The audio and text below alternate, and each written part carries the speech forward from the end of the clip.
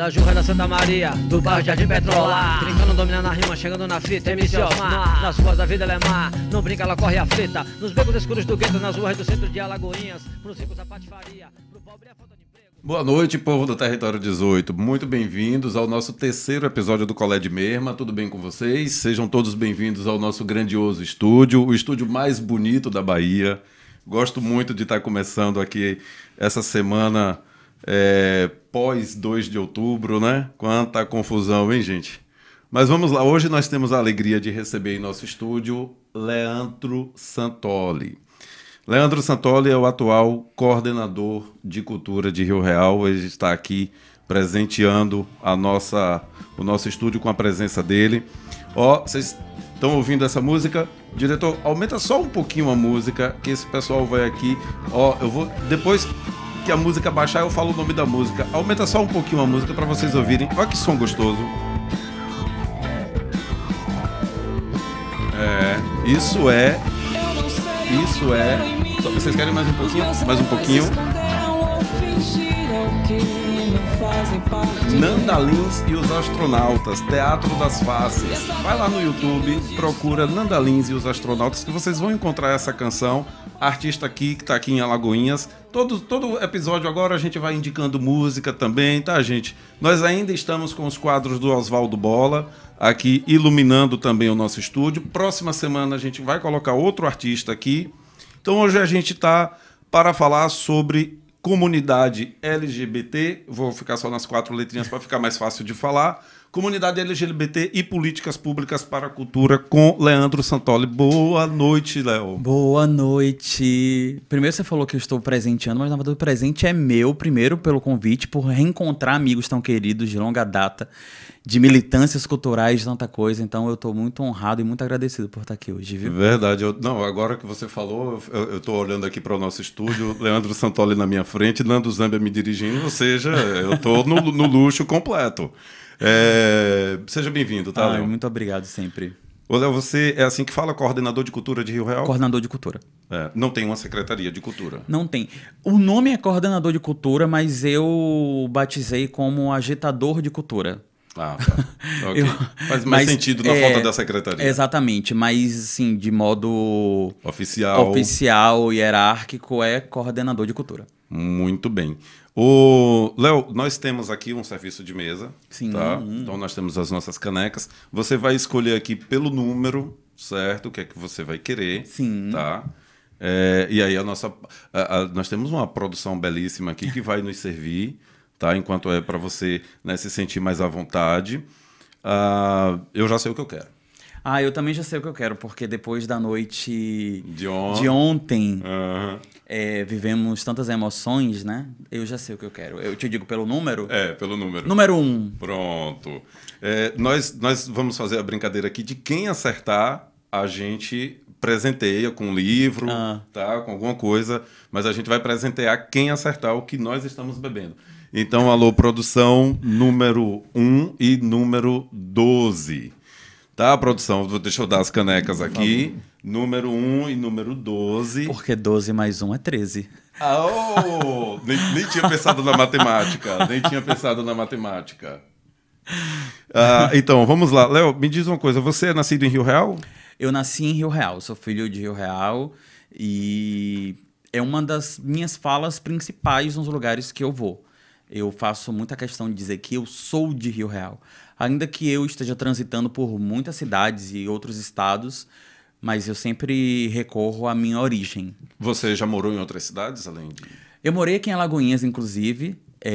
Se eu não me engano, foi 2013, 2014, um pouquinho do início de 2015. Morei em Salvador, morei em Porto Alegre, morei em Aracaju. Eu já bati algumas cidades aí. Capitais, né? E quer comparar modo de vida nesses lugares com o Rio Real? Olhe, com o Rio Real eu vou comparar em muitas frentes, mas fora do registro de Bahia é muito difícil fazer uma comparação porque eu sou muito bairrista. Algumas pessoas têm vergonha de dizer isso, mas eu sou muito bairrista. para a Bahia. Uhum. Sobre Rio Real, é um modus operandi muito diferente da maioria das outras cidades que eu conheço na própria Bahia, assim. Eu acho que é uma cidade muito acolhedora para as pessoas, mas no ponto de vista de trabalhos culturais, ela ainda é muito... Deixa a desejar. Não sei se deixa a desejar a palavra que eu queria utilizar, mas eu acho que ela é muito sedimentada. Entendi. É uma cidade de agricultura forte, né? Sim. Basicamente uma cidade agrícola, mas realmente ela tem um comércio que eu acho que até se diferencia das cidades, né, ao redor. Sim. Né? Ô, Léo, quando você saiu de Rio Real, foi para estudar? Você estudou em Aracaju? Eu estudei, então, vamos lá, eu me informaram. um trajeto aí. Tá aqui anotado aqui, eu fiquei assim, cara, eu não acredito que Léo Santoli é formado em técnico agrícola, é isso? É muito curioso. Eu queria sair de Rio Real de todas as maneiras quando eu estava prestes a entrar no ensino médio. Na verdade, já existe um movimento e continua existindo, né? De as pessoas estudarem e depois elas querem ir para as capitais fazer faculdade. Eu já queria fazer ensino médio. Então, eu sempre estudei na escola pública e eu tenho muito orgulho da escola que eu estudei, que foi o Antônio Guimarães. Eu ouso dizer que a minha veia artística, ela nasceu naquele ambiente. Isso participando de quadrilha junina, participando de gincana, ainda muito embrionário tudo isso. Mas eu já me sentia fora da cidade, eu já pensava muito além do que era proporcionado para mim. E a única possibilidade que se tinha naquele momento era um colégio interno, que chama Escola Agrícola, né? E aí fazia-se um processo seletivo, tipo uma espécie de vestibular. E eu fiz esse processo, passei e fui na cara e na coragem, porque eu queria muito aquilo. Então, eu era um aluno interno, eu morava na escola, passava ali em torno de 2 meses direto. E em um turno eu fazia um curso técnico e no outro turno eu fazia o ensino médio. E nessa caminhada eu me formei como técnico em agropecuária. Nunca exerceu? Nunca exerci. Nunca exerci. Tanto que hoje eu nem digo que eu sou técnico. Eu conheci as técnicas, sim. mas não trouxe para minha vida. Aquilo, na verdade, foi um escape para sair da cidade. Sim. E entender que eu queria um ensino muito mais qualificado para posteriormente entrar numa graduação. Tá. Eu tinha... Eu acho que curiosidade. Eu ia dizer inveja, mas era curiosidade. Que tinha uns amigos que foram para São Cristóvão, né? Sim. Mas quando falavam assim, escola agrotécnica. E eu sou meio da roça, né? A gente plantava com minha família, mas eu não entendia o que era. E eu não fui porque eu não sabia o que era. Você tem muito perfil de quem estudaria lá. Eu diria assim, se eu não tivesse feito história, eu deveria ter feito engenharia agrônoma, porque eu tenho uma relação muito forte com a terra. Mas quando falaram, é um colégio que tem que dormir, eu fiquei assim, sabe? Eu era jovem, né? Então, quando eu vim descobrir o que era, eu já tinha passado no vestibular. Mas eu vou te dizer, outra coisa.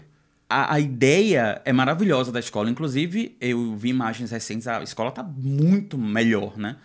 Mas para uma pessoa de 14, quase 15 anos, que está entrando no ensino médio, você vai fazer o primeiro ano do ensino médio, essa experiência também é muito assustadora. Sim. Você entrar em um quarto com mais 15 pessoas que você nunca viu na sua vida. Em outra cidade. E é importante também destacar o recorte. Era um momento que a gente não tinha a rede social e a internet com tanta facilidade. Sim. A gente não conversava no WhatsApp. Eu tô falando de muitos anos atrás, né? Sim. Eu tenho 35, imagine.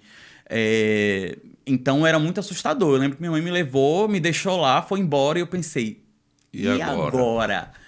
E agora? E também tinha essa relação de ser calouro. Eu nunca tinha dormido fora da minha casa. Sim, no sentido, eu só viajava com minha mãe. Então, quando eu me vi sozinho naquele lugar, em uma outra cidade, em um outro estado, com um monte de gente que eu nunca vi na vida, não foi uma tarefa fácil, assim, inicialmente. Depois, obviamente, você vai se acostumando ao lugar, né? Você vai criando laços, que eu acho que é uma das coisas mais importantes que eu aprendi na escola agrotécnica, foi criar laços muito verdadeiros com essas pessoas tão diferentes de mim. Porque são pessoas completamente diferentes e que você não escolhe conviver com elas. Tá. Você vai conviver. Só um momentinho, Léo. Eu vou colocar aqui seu microfone mais... tá, perdão. Tá, pronto. Pode continuar. Não, acontece. Eu já fiz isso aqui também. Perdão. Ô, Léo, mas tem uma coisa fundamental nessa história toda, que é uma escola para uma região extremamente agrícola. Sim. E a gente tinha uma em São Cristóvão e outra em Catu. Sim. E muita gente de Rio Real, né, saiu para essas escolas. A gente tem na agenda do programa uma entrevista com a escola da família agrícola. Ah, que né? ótimo. A gente também vai entrevistar eles para entender melhor essa questão da formação mesmo de técnicos vinculado a essa economia familiar da região, né? Se você tivesse que dizer o que teria sido mais marcante na sua vida até hoje, na sua formação enquanto cidadão, enquanto artista em Rio Real, qual seria a sua passagem mais marcante lá? Hoje eu tenho a alegria de colecionar algumas. Uhum. Isso me deixa muito feliz. Tem um ponto muito importante antes de eu dizer isso. Assim, eu sou uma pessoa que nasci em Rio Real e sempre falo isso, como eu já disse. Mas eu saí de Rio Real para estudar e eu escolhi voltar para Rio Real para trabalhar com cultura. E eu não me arrependo da minha escolha. Porque eu conheço muitas pessoas que saem dos seus interiores e vão estudar nas capitais e adquirem muito conhecimento, mas elas não retornam para suas cidades, elas não oferecem para os seus. Quando eu estava na escola no Antônio Guimarães, que era uma escola pública do ensino fundamental, eu já me via como artista, o diretor da escola via isso também.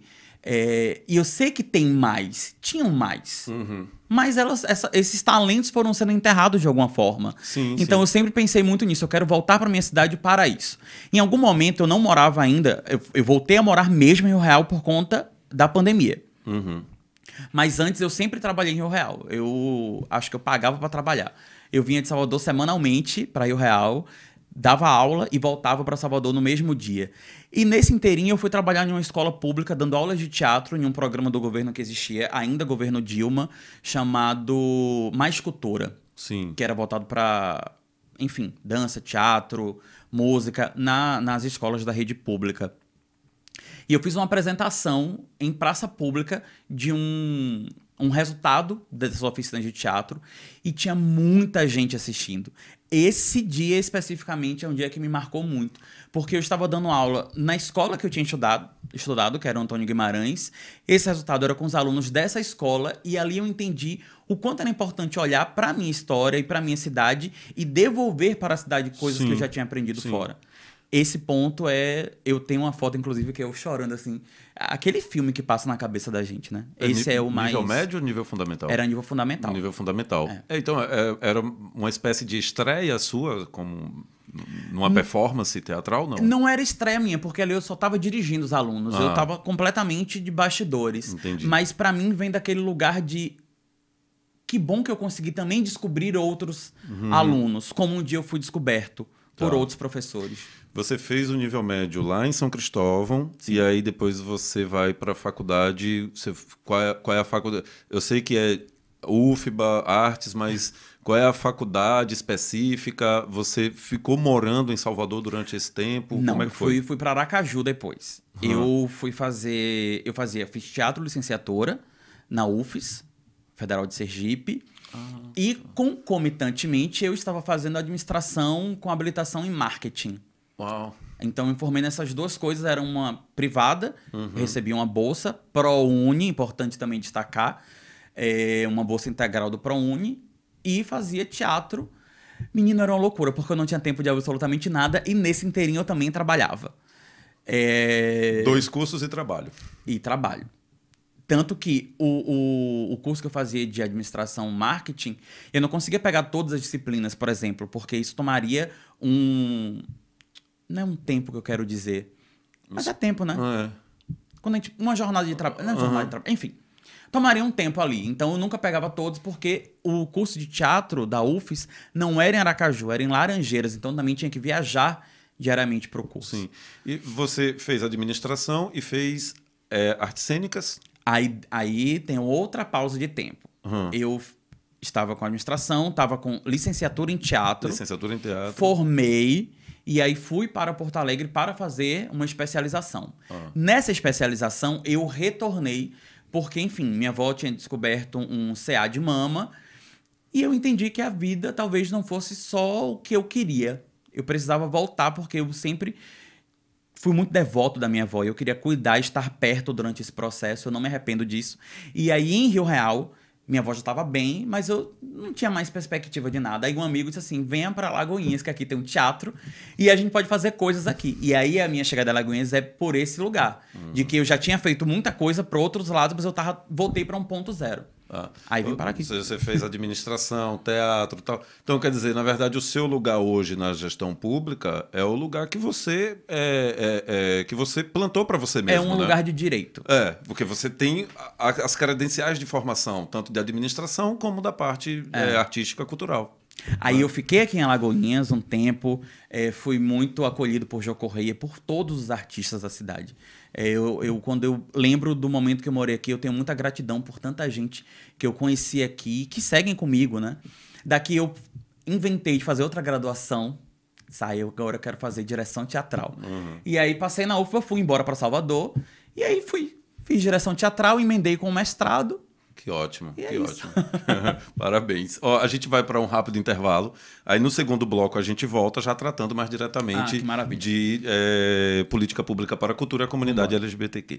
Então, gente, não saiam daí, rapidinho, é só um minutinho e a gente já volta.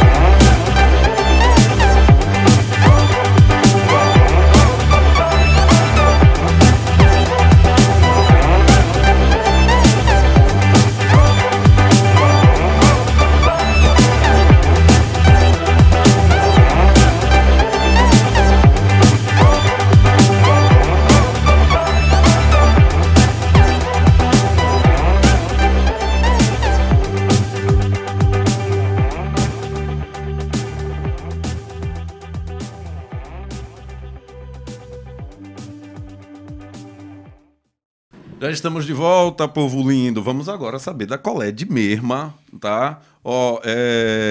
Dá um abraço aqui para Belit Cruz, de Pojuca, que está acompanhando a gente. Antônio Marcos, de Catu.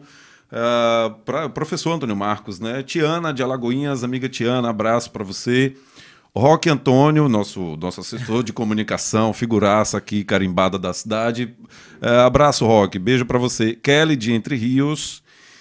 Também dizendo que está acompanhando a gente, que está gostando muito do programa. E Rafa de Sátiro Dias, que diz: professor, o senhor ficou pouco tempo aqui e nunca tinha visto sem barba, continue assim. Obrigado, Rafa. Vou continuar sem barba, pedido atendido já, ó. Então esses são os comentários aqui. Gente, vão enviando os comentários que eu vou lendo aqui, tá? Não sei se dá para ler todos, mas eu vou lendo.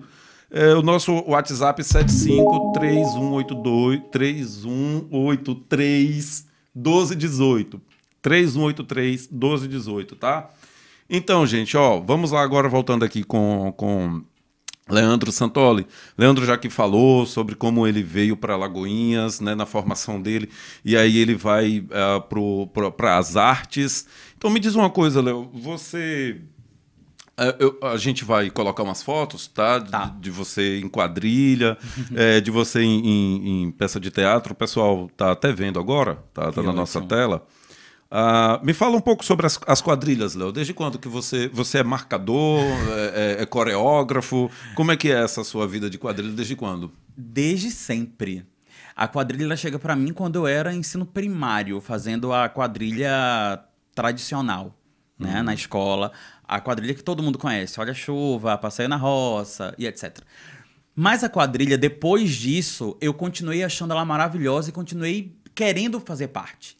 E aí eu descobri a quadrilha chamada Estilizada, que é uma quadrilha voltada para campeonatos e é um tipo de quadrilha mais espetáculo. Sim. E aí eu fui participando de algumas outras quadrilhas e eu acho que a quadrilha... Não foi a minha porta de entrada, porque a porta de entrada para as artes foi a escola.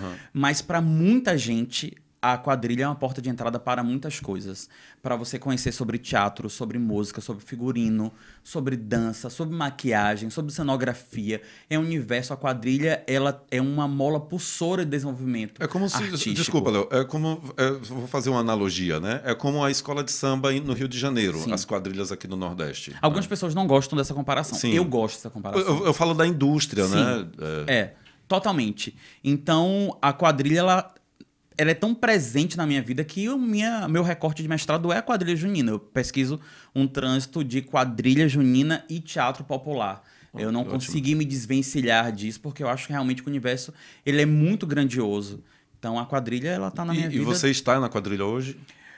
Olha, em algum momento há uma ruptura, porque como funciona a quadrilha?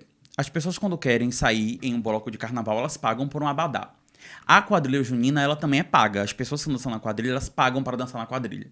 Mas o que é esse pago? Tem um figurino, tem um deslocamento de transporte, tudo é muito caro, porque é muita gente. Eu dirijo 100 pessoas dançando ao mesmo tempo dentro de um projeto de quadrilha. Então, isso se torna oneroso. Então, em muitos momentos da vida, eu fui essa pessoa que estava pagando para fazer quadrilha. Qual a inversão? Que eu comecei a trabalhar com quadrilha. Então, hoje eu sou contratado por grupos. Então, eu não tenho uma quadrilha específica. Entendi. Eu fico sempre com minha agenda muito aberta. Entendi. Claro que a gente cria uma relação. Sim. Em Rio Real tem? Em Rio Real tem uma quadrilha que é financiada pela prefeitura. É. Ótimo. Né? Sim. Como é o nome? Flor de Laranjeira. Flor de Laranjeira. A gente tem essa quadrilha, é incrível ter, mas você deve ter visto que nós tínhamos muitas quadrilhas, porque Sim. tinha uma tradição da quadrilha de escola. Era. E não eram quadrilhas tradicionais, eram quadrilhas já estilizadas. A gente tinha a quadrilha do Ponciano, Sim. estadual, do EGI, do próprio Antônio Guimarães, e as cidades também ferviam muito nisso. Há uma ruptura e uma quebra muito grande. E isso é muito sintomático, porque é no estado. Hoje em dia, em Salvador, na década de 90, se tinha 190 quadrilhas. Todo bairro tinha uma quadrilha. Hoje, atuando, são 3 quadrilhas. Então, Diminuiu muito. Muito, drasticamente. Então, isso também vai refletir no interior. Em Rio Real, nós tínhamos muitas e hoje nós temos uma quadrilha, que é mantida pela prefeitura. Bom, pelo menos a prefeitura está, É. né? Léo, você hoje... você está só na secretaria. A secretaria lá, que você faz parte, eu vou tentar aqui, você me corrigir se eu estiver errado, mas ela é de educação, cultura e turismo? Não, como é? Educação, cultura, esportes e lazer. Educação, cultura e esporte. Gente, tá, mas então, você está trabalhando hoje, você está fazendo mestrado e aí está só na secretaria? Não, eu sou professor da rede privada, da aula de artes, e trabalho como coordenador dentro da secretaria. E faço outros trabalhos por fora enquanto artista. Entendi. Por exemplo, dirigir quadrilha. Dirigir audiovisual. Enfim, como artista a gente vai assumindo muitos cargos, né? Agora o que eu quero perguntar para você é o seguinte. Como os seus espetáculos? A gente mostrou algumas fotos aqui para quem está nos assistindo. Os seus espetáculos teatrais. Quando foi que você já falou da sua formação, mas quando é que você estreia em palco de teatro? A minha estreia em palco de teatro foi em Aracaju. Eu fiz uma oficina do Grupo Emboaça, que é um dos mais importantes grupos de teatro de rua do Brasil. E eu descobri que tinha essa oficina e eu, cara, tenho que fazer. Preciso fazer. E foi incrível, foi com o Lindolfo Amaral, que hoje é um amigo muito querido. E aí eu estreio com Morte e Vida Severina, do João Cabral.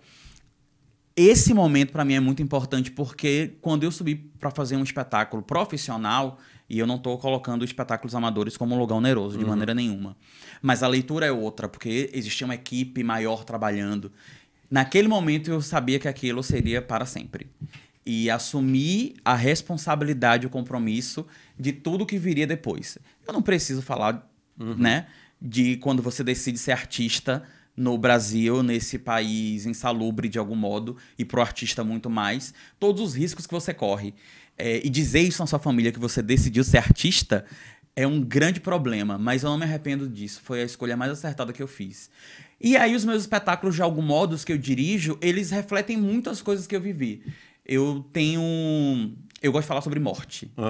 É o meu mote preferido.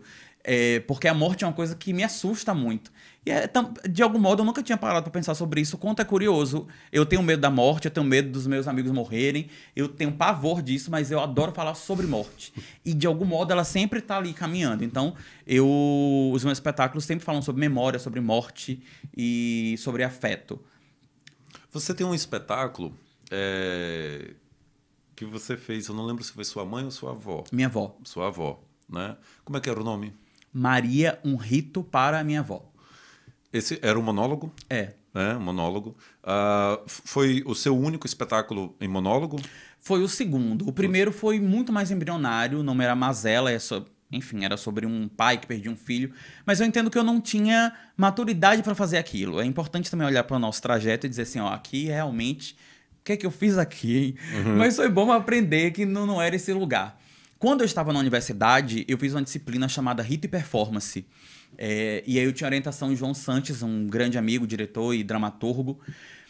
E todos os alunos precisavam trazer uma ideia do que é que eles queriam performar. E eu fiquei muito sem saber qual o caminho. Eu conto isso no espetáculo, então vou dar esse spoiler. Minha avó, quando eu estava próxima a fazer o desencarne, ela disse, eu queria que muita gente soubesse da minha história. E eu guardei aquela informação. E eu pensava, mas como que eu faço? O que eu faço com isso? E isso é uma pergunta que eu me faço hoje e faço a outras pessoas. Quem vai contar a sua história, Wagner? E um dia você não vai estar aqui, mas quem vai ser o responsável por contar a sua história? Eu não sei se você quer ter filho, se não quer ter. Eu espero que um amigo para falar bem. Pois é. Mas a minha avó tinha um neto. E ela se fiou nesse neto para isso. E eu faço o Maria um Rito, que a história... Minha avó sempre fez minhas festas de aniversário. Até os 15 anos eu sempre tinha uma festa de aniversário. E não são festas grandes, eram festas muito simbólicas. Porque para minha avó era muito importante comemorar que você estava fazendo uma nova idade. Mas a minha avó nunca teve uma festa de aniversário para ela. Então o Maria um Rito é uma festa de aniversário para minha avó que morreu. Então é uma festa mesmo, com bolo, com guaraná, com pipoca, doce, com brigadeiro, com tudo que uma festa tem. Caramba. Mas a ideia é falar que essa pessoa não tá mais entre nós. E eu tenho uma amiga que disse que minha avó é muito descarada, porque nunca teve aniversário, mas agora já teve vários. Agora essa mulher já comemorou vida demais. E é muito legal, porque o espetáculo, no fundo, ele vem para falar sobre que qualidade de tempo você dedica a quem você ama. Porque dedicar tempo, a gente pode dedicar tempo. Você viajou recente, encontrou sua família, mas é a qualidade do tempo quando você está ali. Não é ficar só no celular, não é a primeira ficar coisa no que videogame. passou aqui. Então, e eu entendi essa qualidade de tempo quando eu passei 60 dias com a minha avó internada, aqui no Hospital Dantas Bião. Bom. Esse espetáculo é o principal da sua biografia até agora? Eu digo que ele é a minha mochila, sabe? Mochila é aquilo que você coloca, ele leva para todo canto. Eu digo que é ele. Eu fiz ele online há um ano atrás, mas eu tinha um ano sem fazer. Por quê? Eu entendi que eu já estava me traindo no espetáculo. Eu não fiz o Maria um Rito para me tornar uma pessoa rica e ganhar dinheiro, ainda que eu tenha ganhado dinheiro com o Maria um Rito, porque eu consegui vender muito e viajar muito. Mas eu já estava em um lugar, Wagner, de eu preciso chorar muito na peça. Eu preciso trazer uma emoção aqui, tal. E não era mais verdadeiro, porque ele se tornou totalmente tecnicista. E aí, quando a plateia não respondia como eu achava que tinha que ser, eu achava que o mundo tinha acabado ali. Eu sou péssimo, ninguém gostou. Eu entendi que eu não queria mais fazer o Maria um Rito para isso, para estar me traindo. E aí eu fiquei um ano sem fazê-lo, que era esse tempo que eu precisei para maturar o espetáculo. E depois eu voltei a fazer e entendi que a onda é não me vender. Só quando eu voltei a fazer o espetáculo tem uma outra grande coisa, que é eu quero desistir todos os dias. Segundo sinal, eu disse, gente, será que não dá pra faltar luz agora? Eu não quero, porque como eu conto muito sobre a minha vida, e são 2 horas de espetáculo, é um se entregar muito grande. Então, isso também amedronta, assusta, você não sabe como que a informação chega. E estar sozinho em cena também é... Além de Maria um Rito, que outro espetáculo você... Esse registro que você fez aí durante a pandemia, né, durante o confinamento da pandemia, ele está registrado? Está disponível? Não, eu tenho um link que é fechado porque eu ainda vendo o espetáculo, ou pretendo, pelo menos. Entendi. Você perguntou de outro espetáculo, eu tenho 2 espetáculos que foram muito importantes para mim, que é o Consertam-se Imóveis e o outro é a Centenárias. Foram os 2 espetáculos que me deram a indicação ao Prêmio Braskem de Teatro. Eu lembro Não disso. que eu acho que o prêmio seja a coisa mais incrível do mundo. Mas a indicação, ela mostra de que há, pelo menos no meio artístico, de que há, eu diria que uma consideração pela obra do artista, um reconhecimento, essa é a palavra, né? Um reconhecimento. Na minha leitura foi importante porque eu me senti visto. São muitos diretores muito bons. A gente tem na Bahia muita gente boa. Então, ser reconhecido naquele momento, para mim, foi algo assim que me deu um fôlego. Você já se apresentou em Rio Real? Depois que você saiu, se apresentou em outras cidades como Salvador e tal. Você teve a oportunidade de se apresentar em Rio Real? Me apresentei. Logo quando eu fui para Rio Real, que eu fui chamado para... Me fizeram um convite para a coordenação de cultura. E aí eu fui para Rio Real, eu entrei depois de um São João, porque eu estava envolvido com quadrilha, de Catu. Eu estava naquela loucura. Eu entrei no final de 2019, na coordenação de cultura. E quando eu entrei, eu pensei... É porque, Wagner, tem uma coisa que é importante de destacar. Não dá pra gente ir no interior, como o Rio Real. É diferente de Alagoinhas, que tem uma Secretaria de Cultura, que tem Fundo de Cultura. Não tô entrando em como é que isso é mantido e feito. Tem um centro de cultura, um palco de teatro. Exatamente. Mas quando a gente pensa Rio Real, Esplanada não. Esplanada tem uma Secretaria de Cultura. Mas Rio Real, Jandaíra, Tomar do Jeru, ali Sergipe perto, é um outro modus operandi de se fazer. Então, e aí não dá pra gente pensar a cultura só em lei. Eu tenho que aprovar uma lei. Não dá. Você tem que pensar a cultura para a sociedade civil. Essas ações elas têm que sair do pensamento tecnicista e administrativo e ela tem que ir para a rua. As pessoas têm que ver ações acontecendo. E não precisam ser ações grandiosas. Sim. E a primeira coisa que eu pensei foi, preciso fazer um espetáculo de Natal. Eu não sou cristão, eu sou da religião de matriz africana.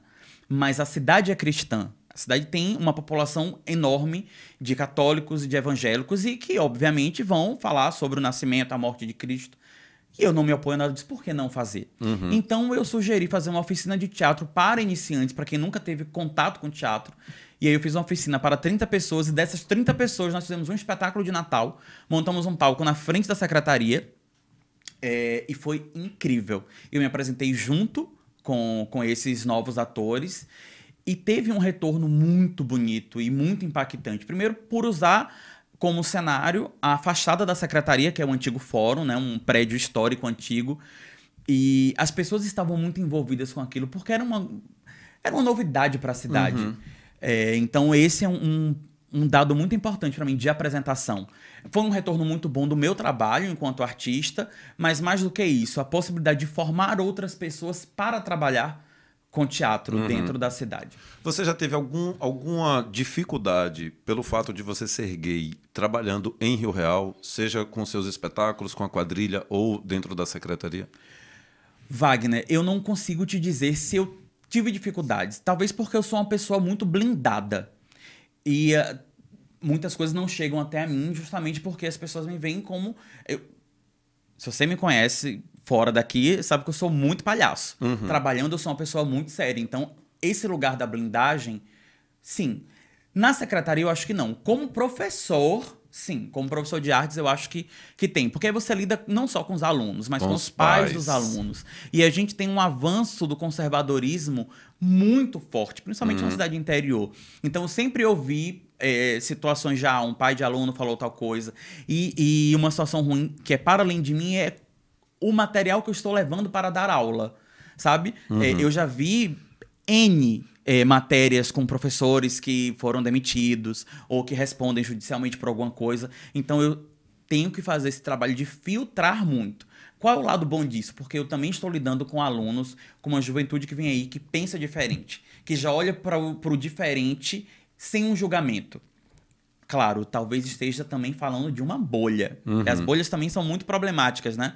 Mas eu não, com aluno especificamente, eu nunca tive nenhum tipo de problema. Tá. Já tive um pai falou tal coisa. Mas eu sempre relevo muito, porque eu não me moldo a isso. No trabalho eu nunca tive. Tá. Na secretaria. Na secretaria. Léo, eu falei que eu ia falar só as 4 letras, né? LGBT, para ficar mais fácil. Mas a gente é LGBTQIAPN+, né? A gente está aqui falando, né, sobre a comunidade LGBT, mas para muita gente ainda é um pouco confuso. para muita gente, né? Então, assim, o que é... Tem uma coisa aqui, antes de eu colocar essa pergunta, que é a diferenciação. Eu quero pontuar isso. A diferenciação entre sexo, gênero e sexualidade, tá? Eu vou fazer essa rápida introdução assim. Sexo está relacionado à anatomia, né? Então, a função na reprodução, certo? Então, macho, fêmea, e entre os animais se fala hermafrodita, entre os humanos já não se usa mais essa palavra, eu acho que é intersexo. Não é? Intersexo. Então, sexo é relacionado à reprodução, à perpetualidade da espécie. Já a questão da sexualidade é como você aprende a usar o seu corpo, os prazeres e tal. E a questão do gênero é social. Não é? É como você se movimenta na sociedade. Eu sou mulher, eu sou homem, eu não sou mulher, eu não sou homem, eu sou outra coisa. Sim. E aí a gente entra nas letras. Não Sim. é isso? Você sabe o significado das letras de cada uma? Acho que sim. Vamos tentar. Vamos. Às vezes eu escuto pessoas falando assim, essa sigla tá ficando cada vez maior. Eu penso, que bom. Né? Tá incluindo mais que bom. É gêneros. A representatividade. As pessoas querem e devem ser reconhecidos. Reconhecidos e representados. Então, no gênero que é, né? Porque eu acho que no início desse ano a sigla ainda era LGBTQI a mais. Sim. Aí agora entrou o PN. Isso. Né? Enfim. L. Inclusive, historicamente, a sigla não começava com L, começava com o G. Era GLB. Eu acho que eu lembro disso. Aí houve uma convenção e aí mudou-se para que começasse pelo L das lésbicas, para que as mulheres tivessem esse protagonismo. Uhum. Então, L, lésbicas, mulheres que se sentem atraídas sexualmente por outras mulheres, gays, que é onde eu me coloco, LGB, bissexuais. Tem até um meme que diz, gente, B não é de Beyoncé não, hein? B é de bissexual. Certo. Porque, inclusive, os bissexuais sofrem um preconceito aí muito velado. Dentro da própria comunidade, não? Dentro da própria comunidade e fora, porque se você... Principalmente para o homem. É muito curioso isso, como duas mulheres se relacionando ainda é visto, pelo menos agora, né? Com mais naturalidade. Mas se um homem namora com uma mulher e depois ele começa a namorar com um homem, ele é imediatamente enquadrado só como, tá vendo? Era gay. Uhum. Não se valida a ideia de que aquele homem é bissexual e que ele tem atração por outros gêneros diferentes do dele. Tô aonde? LGBT, de transexuais e travestis. Aí tem uma diferença que é o que fez a cirurgia, ou transexual, não? Não exatamente. O transexual não precisa fazer cirurgia de readequação de gênero. Uhum. Por isso que hoje a maioria das pessoas não usa mais o termo transexual. Já usa o termo travesti. Ah, tá. Então todos os dois, se eu falar travesti... né? Sim. Porque travesti durante muitos anos foi visto como uma palavra pejorativa. Então há um movimento de trazer essa palavra e denotá-la como positivo. A mesma coisa acontece para viado. Uhum. Se eu passar na rua e me chamar de viado, eu digo, me chama de viadinho, que eu gosto do diminutivo, eu acho mais afetivo.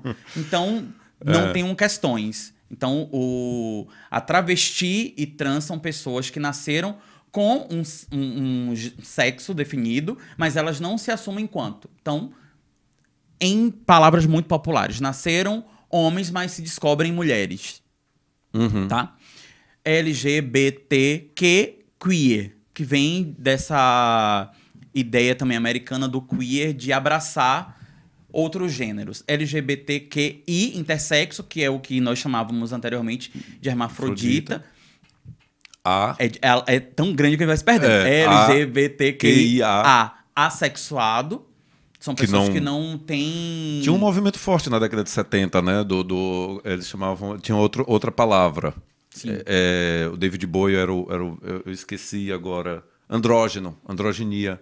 Que era o sujeito que você olhava e você não conseguia... Você não tinha uma palavra que o definisse. Mas também tem uma outra... Isso se amplia porque o assexual dele não tem desejo sexual por nenhum gênero. Uhum. Né? Me perdi já na letra, hein? A LGBTQIA+, pansexual.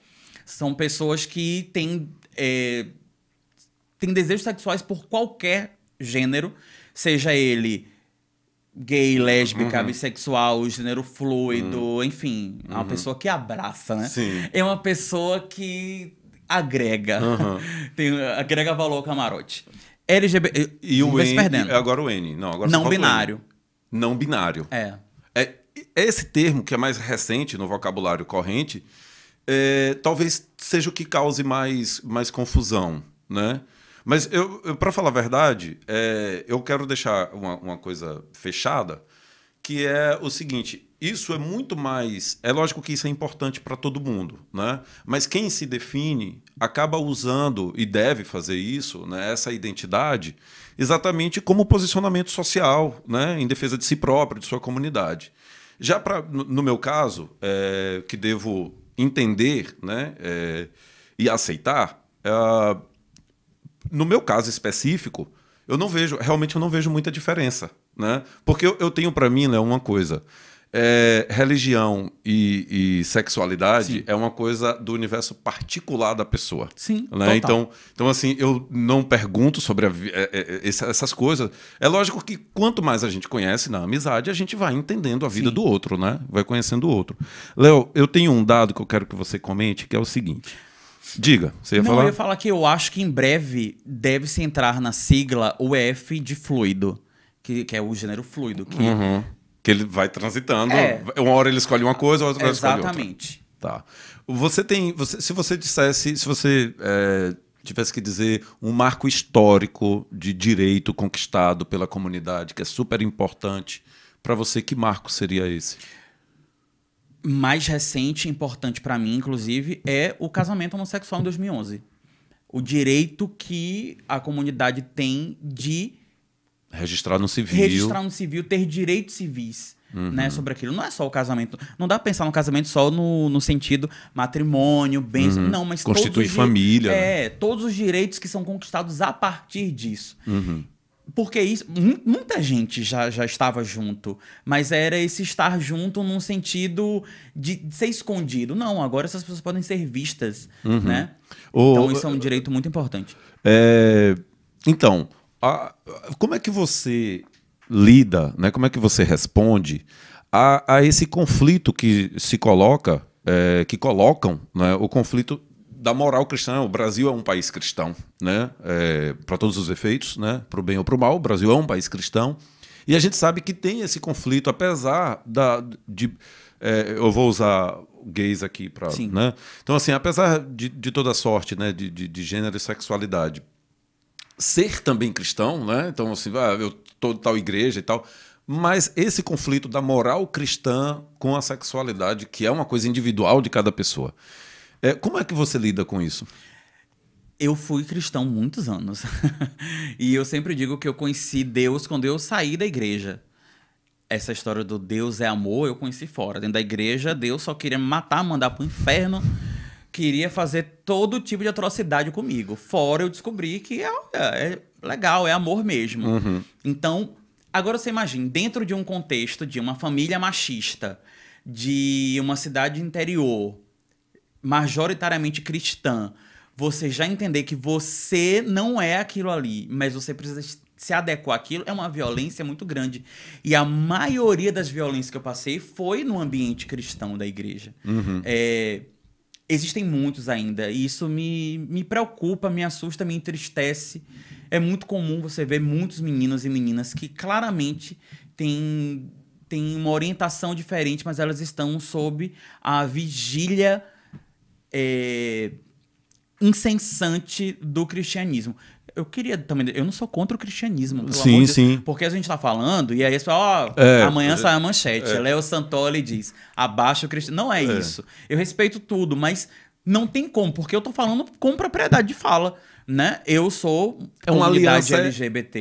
É uma aliança equivocada. Totalmente. Homofobia e cristianismo é uma aliança equivocada. Totalmente. Né? Agora, curiosamente, também existem igrejas chamadas igrejas inclusivas. Sim. Né? Eu sempre achei muito curioso. Eu nunca fui, conheço quem frequenta, mas... Me passou uma imagem aqui na cabeça. Lembrando Jesus lá com leprosos, né, ladrões, não sei o quê, aquela coisa toda, essa imagem que a gente tem de Jesus. Me passou agora a imagem de Jesus no nosso tempo, dizendo, não, esse daqui não anda comigo não, porque ele é gay, né? Não tem nem como imaginar uma coisa Cara, eu dessa. falei uma coisa similar a isso recente. Eu disse, cara, nos tempos de hoje, né, das pessoas na igreja com armas, etc., era capaz de Jesus encontrar Maria Madalena e dizer assim, não, gente, não vão apedrejar não. 3 tiros resolve. É por aí. Ali eu não entro, né? Agora sim eu quero ler esse dado aqui, Léo, para você dizer assim, ó.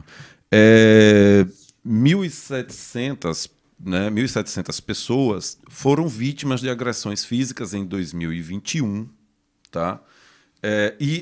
Em termos de mortes, o Brasil é o país que mais mata no mundo pessoas LGBT. E nós tivemos um aumento, tá? Eu vou ler aqui para você, diz assim, ó, um aumento de 35,2% em 2021, né, considerando a 2020.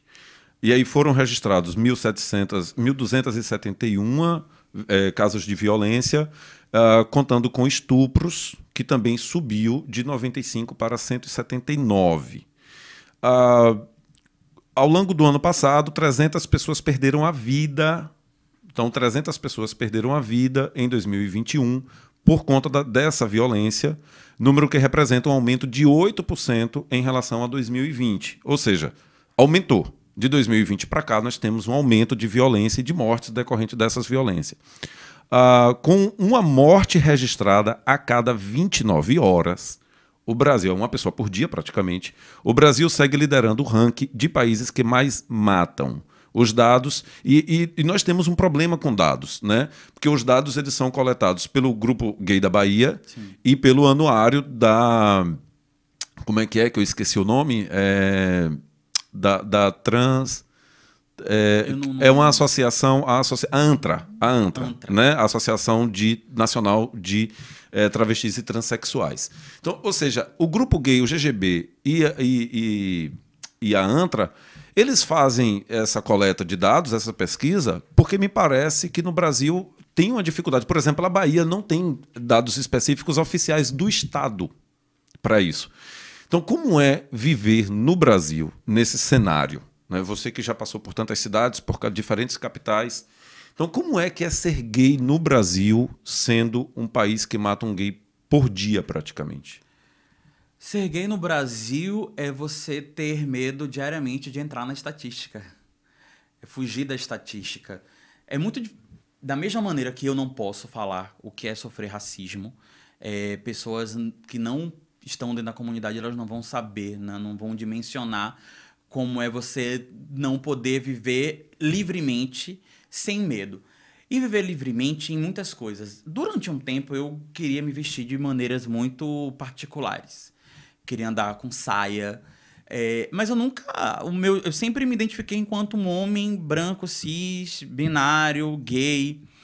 Eu só achava que a minha vestimenta não precisa ter um gênero definido. Mas todas as vezes que eu estava andando com uma saia, eu era muito xingado na rua. Com uma saia, uma simples saia. Ser um homem gay no Brasil, ou uma mulher lésbica, ou principalmente uma mulher travesti no Brasil, é esse medo constante de todos os lados. E principalmente agora, com o avanço de uma direita conservadora que não respeita não é o limite, mas não respeita a sua vida, a sua vivência, o que você traz consigo. É um medo... Acho que medo é a palavra que maior define isso. Assim. Né? A gente lê esses dados e a gente se assusta, porque eu sou uma potencial vítima a qualquer momento. Desde a hora que eu saio de casa para vir aqui ou quando eu voltar em qualquer momento. Pelo simples fato de eu ser um homem que tem um traço feminino, e não nego e tenho muito orgulho disso. O fato de me vestir, de ser o diferente.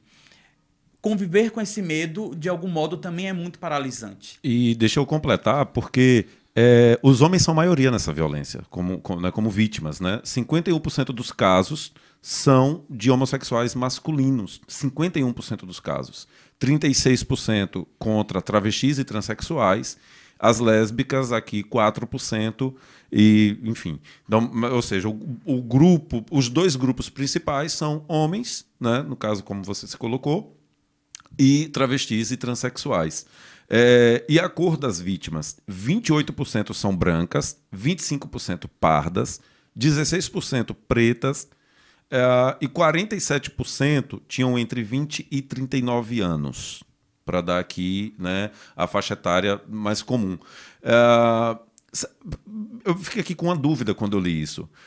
Gays brancos, entre brancos, sofre mais preconceito e violência do que gays negros entre negros? Olha, eu achei muito curioso esse dado. Não é? Eu fiquei pensando nisso. Eu assim, achei bastante curioso. fiquei pensando nisso, assim, se entre negros, né, a tolerância, o entendimento é maior. Tá? Eu fiquei com essa dúvida aqui. Mas você quer completar? Não consigo nem formular, porque realmente eu achei... Não estou dizendo que a pesquisa... Aqui, inclusive, é com a fala do Luiz Motti. Sim. Né, que provavelmente você deve ter conhecido. Inclusive uma figuraça, né, que estava falando pelo GGB. Né? Talvez tenha uma relação também de onde esses crimes acontecem, né? Em que ambiente? É um ambiente mais urbano, mais rural, mais periférico, mais rural? O Sudeste lidera, tá? Bom, então é o seguinte, Léo. Nós vamos para um intervalo, tá? O nosso último intervalo para a Agenda Cultural Território 18, para todo mundo ficar sabendo o que é que está acontecendo de arte e cultura em nossa região, tá? E aí a gente volta daqui a pouquinho.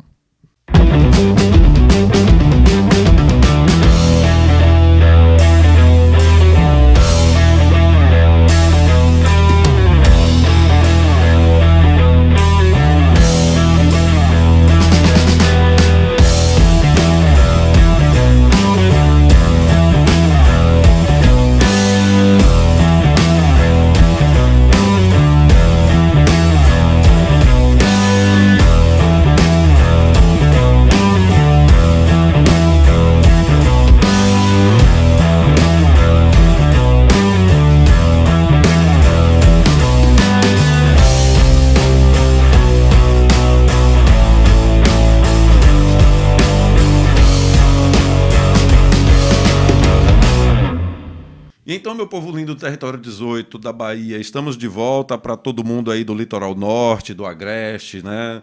Não dá para falar. Me perguntaram de novo, pela segunda vez, o que era o Território 18. Gente, são 22 cidades, eu não vou aqui falar o nome das 22 cidades. Mas pensem o seguinte, de Mata de São João até Aporá, se eu não estou enganado, né? E de Alagoinhas até Rio Real, Jandaíra, essas cidades todas aqui, né, estão no nosso Território 18. Então, Léo, eu perguntei para você no bloco anterior como é que era ser gay no Brasil. Agora eu vou regionalizar mais a pergunta, tá? Eu vou concluir aqui a leitura dos meus dados a respeito do Nordeste, certo? O Nordeste... uma coisa, Léo, interessante que eu não falei, foi sobre os suicídios, né? Entre essas 300 e tantas mortes do ano passado, eu esqueci de dizer que nós tivemos 24 suicídios, né? Eu fiz uma entrevista aqui com o Ronaldo Alencar, que foi diretor do CAPES, né, lá em Rio Real, e ele falou sobre suicídio e tal. Então, acontece que acaba sendo um lugar de vulnerabilidade, né? Ou seja, de tendências, né? Sim. Isso é muito triste, cara. É muito triste isso. Bom, então, aqui diz o seguinte: o Nordeste foi a região onde mais pessoas LGBTQIA+, tiveram morte violenta, certo? Ou seja, aquela morte que decorre de espancamento, né? E tal. Inclusive, tem um caso, né, do Ceará, eu não lembro o nome dela, mas que ela foi... Dandara? Dandara, né? Foi um caso assim muito emblemático. Um espancamento absurdo. Né? E que varreu o mundo, né? Aquilo, né? Aquilo é absurdo. Tu assistiu, tu viu? Eu vi. Eu me arrepiei agora só de lembrar das cenas, tá? Enfim.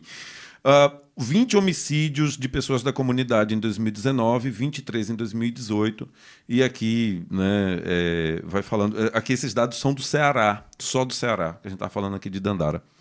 Léo, como é... Né, deixa eu só concluir aqui. como é ser gay aqui na nossa região? Eu falei do Brasil, estava me referindo às cidades outras que você morou, Sim. mas você, né, a maior parte da sua vida em Rio Real, teve vivência aqui em Alagoinhas. Então, como é que é ser gay aqui nessa região? Olha, para a maioria das pessoas, ser gay... Eu tô falando a maioria porque talvez eu já esteja fora desse pensamento. Mas o que eu mais vejo é uma negação da sua individualidade. E a gente ouve muito isso, né? Ah, você pode ser gay, mas não pode se vestir de mulher. Ou você pode ser gay, mas você não pode ser feminino. E isso se torna uma máxima na maioria dos lugares onde eu já passei. Eu vou contra tudo isso, né? Eu, em casa, digo que eu sou um combo McDonald's. Viado, macumbeiro, de esquerda, professor de artes. Tudo contrário ao que a minha família sempre pregou. Então, talvez o que eu tenha visto muito é essa negação da identidade. Eu vou te dar uma curiosidade. Você estava falando sobre esse estado do Ceará e a gente falou sobre quadrilha. Eu queria trazer isso.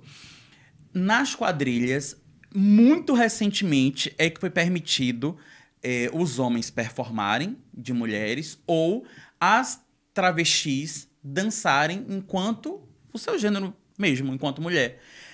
Alguns anos atrás, as travestis só podiam dançar nas quadrilhas, nos concursos, vestidas de homem. Tá. Isso foi uma discussão muito grande e é muito recente. Muito recente. A Bahia começou realmente a permitir isso em 2019. Mas também nós não tivemos quadrilha 2020 e 2021. Né? Então, por isso que é muito recente. Sergipe ainda mantém isso. Cristianápolis fez um concurso recente, isso rodou o Brasil inteiro, porque no regulamento do concurso proibia, sob penalidade de multa, a participação de homens travestidos. Então, fazendo um link de como é ser gay nesse ambiente, é negar a identidade. Cara, que E doideira. é muito curioso isso, né? Sabe por que eu agora fiquei...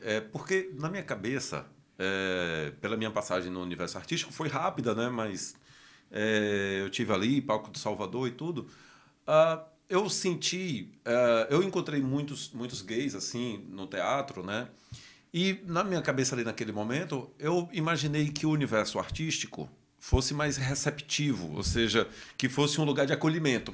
Entendeu? O cara tá, tipo, em Rio Real, né? Sim. Então, ninguém reconhece ou ninguém aceita. De repente, o sujeito sai e no universo artístico ele é acolhido, ele se revela, ele se entende, se reconhece. Como é que é isso? Mas é importante a gente também colocar um recorte de que a quadrilha que nasce como uma dança de pares que São designa heterossexuais, o né? masculino e o feminino, e que na maioria das vezes, no decorrer dos anos, ela foi feita por heterossexuais, manteve esse ranço aí. Então é muito comum a gente ver que o marcador da quadrilha é sempre um homem hétero, sempre um hétero, sempre um hétero. Então quebrar isso demorou e demora. O estado que primeiro disse, não, nós vamos fazer isso, foi Pernambuco. Quebrar a tradição tradição, né? A quadrilha é tradicional do Nordeste, mas ela tem uma tradição negativa. Pernambuco seguiu, Ceará fez isso. Tem uma quadrilha muito conhecida, chamada Lumiar, e Lumiar, tradicionalmente, tem muitas travestis dançando, ou homens performando o gênero feminino. Porque é importante também destacar que você pode performar o gênero que você quiser. E eles foram para um concurso, e nesse concurso, era um concurso nacional, disseram que eles não podiam se apresentar dessa maneira. E aí o que a quadrilha fez, eles não realocaram, eles foram embora. E aí é um ato muito bonito, porque as quadrilhas que iam participar, todas foram embora também. Então o concurso, em teoria, não teve.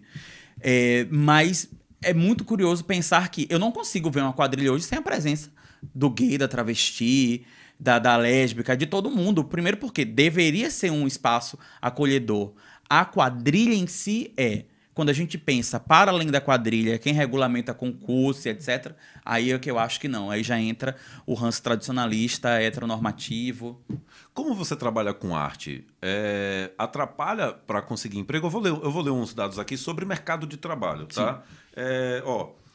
Diz assim, para se ter uma ideia...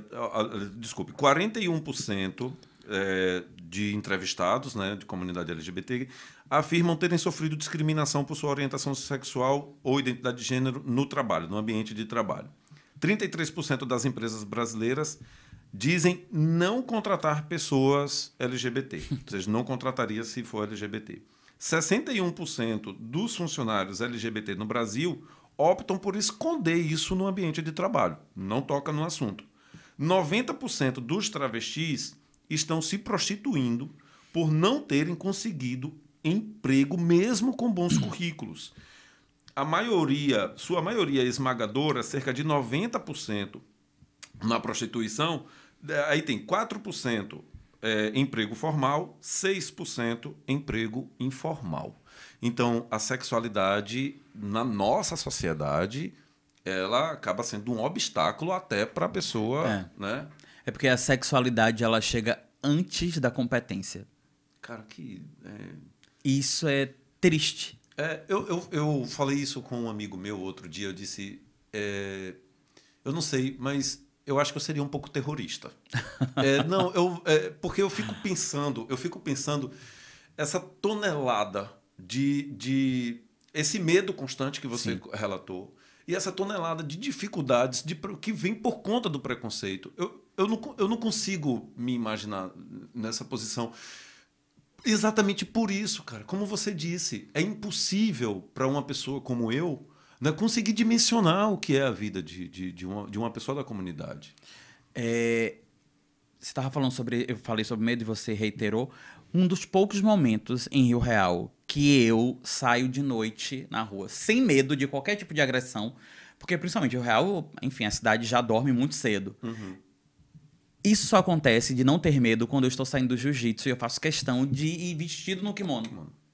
Porque o fato das pessoas verem que eu pratico uma arte marcial, de algum modo já... Dá uma blindagem. Dá uma blindagem. Todo mundo sai de lá sem o kimono. Eu vou com o kimono, ainda vou com a faixa no pescoço. Pra mostrar que faço. É uma forma que eu descobri de... Aqui eu me empodero. Mas é um medo constante. E sobre... Eu, de algum modo, eu sou muito privilegiado. Eu nunca passei por nenhum tipo de preconceito para trabalho. Mas vem uma outra parte que ele é engraçado. E como eu sempre trabalhei com público, com venda, então é meio que uma permissão para isso. Não, é gay, mas é engraçado, vai vender, vai fazer tal coisa. Isso é terrível. Da mesma maneira que tantos LGBTs em casa são completamente discriminados por sua família. E aí tem aquela fala, né? Olha, é viado, mas estuda. Meu Deus, eu vi muito isso. Mais. Esse mais, ele... É isso. A gente tá falando da violência física, mas existe a violência emocional em doses cavalares. Em muitos níveis, em muitos lugares. Com falas muito absurdas. São essas... Talvez eu nunca passei por violência física. Mas a violência emocional em muitos lugares. Em casa, na escola... Não fazia educação física na escola. Eu comecei a praticar esporte muito recente. Aí eu também surtei, né? Fui fazer natação, jiu-jitsu, crossfit. Mas na escola eu tinha vergonha, porque os meninos gostavam de futebol, eu nunca gostei. E aí não sobrava espaço para isso. E aí eu sempre me aproximava das meninas. Então, são essas violências que a gente vai trazendo para a vida. E vai sempre... É um outro tipo de medo, né? Um terrorismo psicológico. E que continua existindo, obviamente. Agora... Vamos perguntar aqui. Existe política, já que eu coloquei aqui o universo artístico cultural, né, como uma possibilidade e tal para muitos, existe no Brasil políticas públicas diretas? A gente sabe que a gente está num momento de desmonte, a gente não tem Ministério da Cultura mais, né? O momento da política, do Plano Nacional de Cultura, de políticas públicas para a cultura já passou, né? A gente não tem mais isso hoje assim. Mas existiu ou existe política pública direcionada, específica para a comunidade? Eu posso ser bastante ignorante aqui nessa resposta, mas eu desconheço. Você desconhece? Em plano nacional, estadual? Eu desconheço. Eu também desconheço. Se não tem estadual, federal, não tem municipal. Com certeza. Então, pelo menos nunca chegou até a mim nenhuma política pública de segurança, de absolutamente... nada voltado para a comunidade. Eu ia te perguntar uma coisa, mas você já respondeu, que era exatamente a questão da mudança de governo, né? Como é que o governo influencia nesse clima, nesse ambiente, né, social de convivência, né? Não, influencia. Se a gente pensar que. Teve aumento, eu acabei de ler que teve aumento de teve violência. Teve um aumento exponencial, mas, para além disso, essa ideia que o governo traz de que nas escolas existe um kit gay, mamadeira de piroca, são coisas absurdas. Você, como professor, sabe que isso não existe. Eu sei que não existe. Mas como desfazer essa ideia na cabeça de um conservador? Porque, inclusive, a gente tem as fake news que se tornaram verdades tão absolutas para as pessoas. Agora, nessa campanha, a gente viu a deepfake, que já parece que a merda vai fazendo assim, ó. Vai ficando maior. Vai ficando maior. Não tem mais onde... Quer dizer, sempre tem onde chegar. Sempre tem como piorar, né? E assim, quando uma pessoa ela acredita piamente em alguma coisa, ela não vai desacreditar em detrimento da sua fala, que é a parte ruim da coisa. Então não adianta eu chegar pra minha mãe, que talvez acredite, não sei, em kit gay, e dizer, não, mas não existe isso. Não existe por quê? Então eu tô mentindo. Porque aí, se eu consigo enganar, eu consigo... Sacou? É muito delicado. Né? Eu, como professor, posso dizer assim, que talvez... geralmente esses pais são os que menos vão à escola. E se forem à escola e perguntar... E eu, como professor, disser, não, a gente não tem. Ele não vai acreditar. Olha, ele vai pensar que está escondido, que a gente está escondendo. Mas eu sempre pergunto, assim, quando... Tem um tempo que eu já ouvi alguém falando sobre isso, mas eu sempre pergunto, e o que é que tem no kit? Porque talvez eu tenha interesse. Queria ter um kit também, pô. Mas ninguém sabe o que é o kit, o que tem no kit. Sei lá, vai que vem um gloss, eu precisando. Me diga uma coisa, como é que você está vendo a política pública para a cultura num todo, assim, nacional, estadual? Como é que você está vendo isso hoje? A gente tem esse desmonte grandioso. Aliás, o que não é desmonte, né? Dentro é um desmonte da educação, um desmonte da saúde e... Da ciência. Da ciência. E não tem como não ter um desmonte da cultura. O primeiro ministério a cair no governo federal de Bolsonaro foi o Ministério da Cultura. Por sorte, a gente tem parlamentares que continuam lutando pela cultura. Aqui no estado da Bahia, a gente tem também... há um desmonte, não tem como se negar, mas a gente ainda tem políticas públicas que chegam, né? Ainda que nós não tenhamos editais públicos há um tempo também dentro do governo do estado. A outra coisa que eu fico pensando nós tivemos a Lei Aldir Blanc, que foi muito bem executada por muitos municípios, recente. A gente tem agora a Lei Paulo Gustavo e a Lei Aldir Blanc II, que sofreu um veto do presidente, depois foi aprovada, né? O veto caiu, mas veio uma MP e aí agora estão tentando cair também com essa MP. E eu fico pensando, e para além da Lei Paulo Gustavo e da Lei Aldir Blanc, o que a gente faz de cultura dentro dos nossos municípios, para que a cultura não seja vista somente como um lugar alegórico de eu tenho uma festa São João, eu tenho uma fanfarra para desfilar 7 de setembro. Isso que você está dizendo é assim, parece que a cultura só pode viver do que a gente chama de cultura popular, né, tradições, né? Ou seja, então o que o povo faz já é suficiente, né? E cultura popular dentro de um espectro muito pequeno. Folclórico, porque não é cultura popular de vou no São João fazer um concurso de sanfoneiros. Não, prefere-se pagar uma banda cara.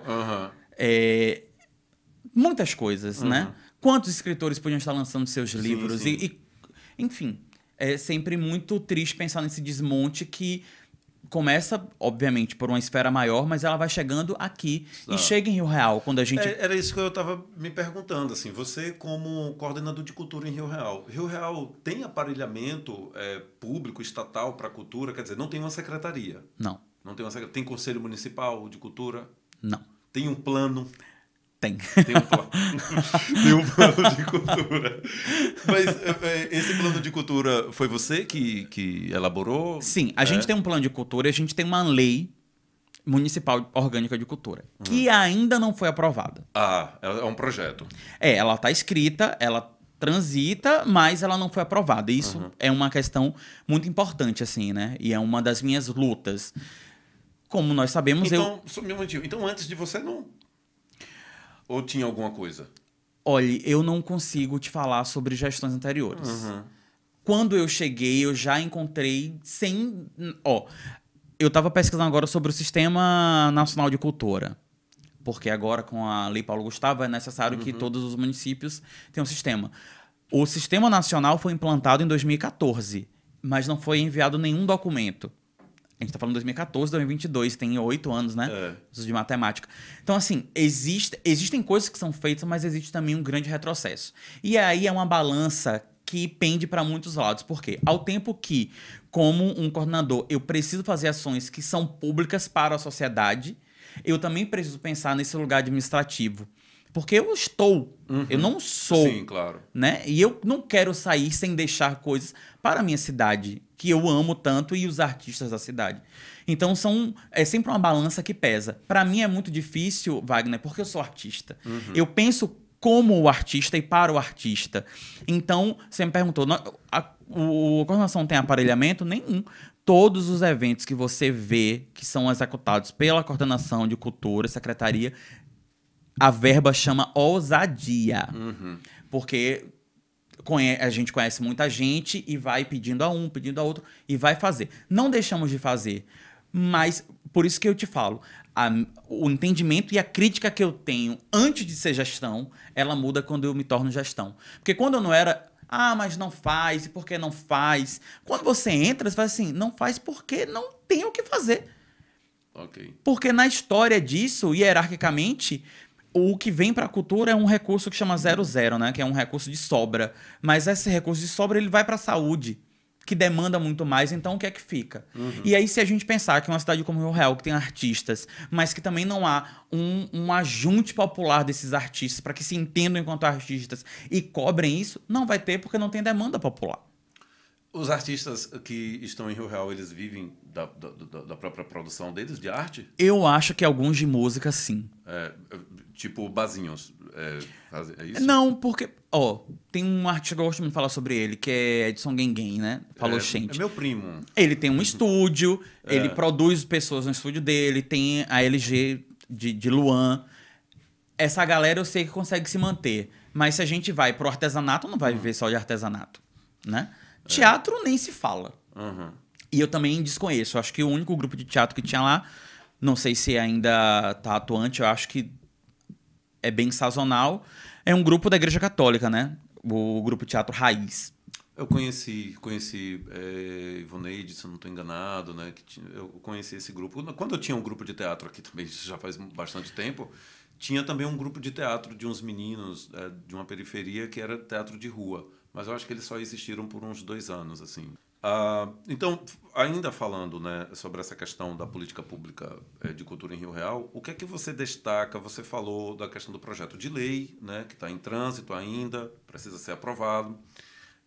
Quais seriam as suas principais ações até agora, desde que você está à frente da coordenação de cultura? Uma das ações que a gente tem, eu falo a gente porque, obviamente, que existem... Eu trabalho sozinho na coordenação, mas eu tenho uma secretária de Educação e Cultura que trabalhamos em equipe. A revitalização da ferrovia. A ferrovia é do IPHAN, não é nossa. Então, há agora não é um acordo, né? Nós estamos, de algum modo, tratando junto ao IPHAN para que o IPHAN ceda para a gente como aconteceu... Aquele prédio lá. Aquele prédio que está... Da estação, né? Exatamente. Essa é uma ação importante para a gente enquanto um patrimônio cultural da cidade. Aquilo é do IPHAN? E o IPHAN nunca fez nada, cara? Não é nosso. A maioria das pessoas sempre pensa, a prefeitura largou... Não é a gente não pode fazer nada, inclusive, porque não é nosso. O IPHAN tem que autorizar tudo. E eu achava o contrário. Eu achava assim, se isso passar para o IPHAN, vai virar alguma coisa. Não, é do IPHAN. Quer dizer, tem que fazer o inverso. A prefeitura tem que tomar... Aí você entende quando eu digo que a minha crítica antes da gestão mudou, porque na gestão eu descobri que... Porque eu falava, mas como é que a ferrovia está caindo e ninguém faz nada? Aí eu descobri, não é nossa, a gente não pode nem fazer, porque... Então, essa é uma das coisas. Eu quero muito sair da gestão com algo disso aí encaminhado. A aprovação da Lei Municipal de Cultura para que a gente consiga ter minimamente... trazer dignidade para o artista rio-realense, que trabalha em muitas frentes. E aí vem as outras ações que são mais locais, né? Voltadas para a sociedade como um todo.